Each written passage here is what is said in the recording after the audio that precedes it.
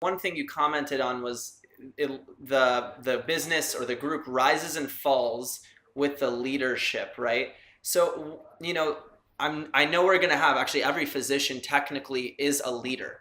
We end up leading a team of nursing staff, medical students. We are leading our patients' lives and their health. Yeah. So, how do we impart effective leadership strategies? What are some things like in that first session when you're sitting down with a group? What are you talking about with that Well, leader? so let's be clear.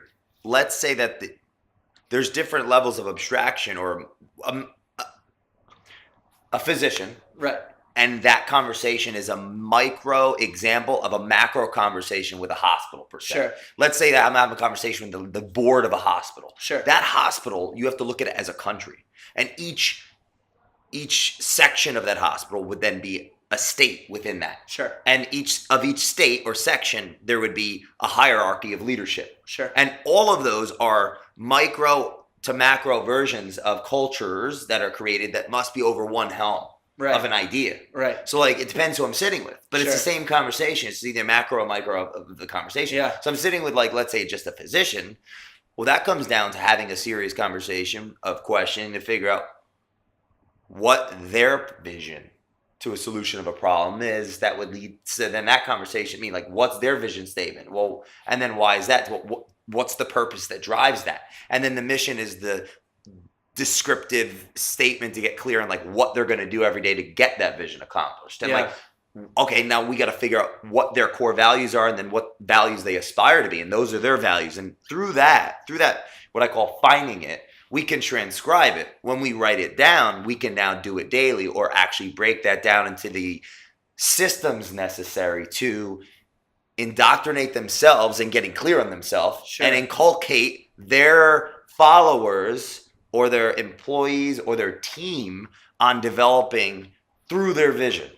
Right. So like if they're not clear, and people how would you be clear? And you haven't really put yourself through that process of like who you are, why you're in the business that you're in, what you're actually aiming for, and who are you as a person. Like if you were gone tomorrow, would someone know what your values were? Probably not, because they're not written down. So how can you operate? And then this is another thing. Every human on the planet is a leader. It's called biology.